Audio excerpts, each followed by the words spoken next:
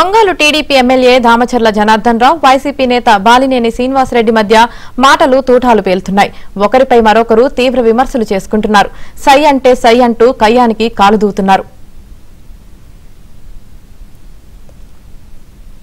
ఈ క్రమంలోనే తనను ఉద్దేశించి బాలినేని చేసిన వ్యాఖ్యలపై ఎమ్మెల్యే దామచర్ల తీవ్ర స్థాయిలో విరుచుకుపడ్డారు.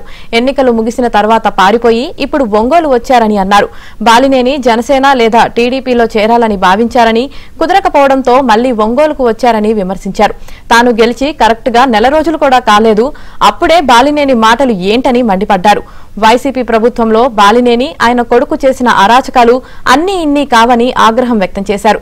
శ్రీనివాసరెడ్డి కుటుంబం చేసిన అక్రమాలను జిల్లా ప్రజలు గుర్తించారని ఎమ్మెల్యే చెప్పుకొచ్చారు. కౌంటింగ్ 4వ తారీఖు కౌంటింగ్ జరిగేటప్పుడు 11 గంటలకల్లా బయటకు వచ్చేసి హైదరాబాదు పారిపోయిన వ్యక్తి కొడుకుని అందరిని వేసుకొని పారిపోయాడు. ఇవాళ వచ్చాడు. ఆయన మాట్లాడే భాష ఏంటో, అతనికి ఎందుకు ఇట్లాగా ఏదంటే ఏదో పాతవన్నీ కూడా ఆయన ఇష్టారాజ్యంగా మాట్లాడతా ఏందో ఊగిపోయి ఏందేందో మాట్లాడాడు. నేను ఒకటే అడుగుతున్నా, మేమైతే పారిపోయామని నేను అనలా. మాకు నెల రోజుల్లో అయిపోయింది, కౌంటింగ్ అయిపోయి 4 రోజుల్లో మా ప్రభుత్వం వచ్చింది.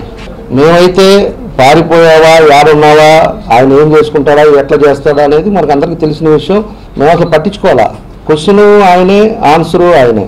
నన్ను పారిపోయారంటారు. లేకపోతే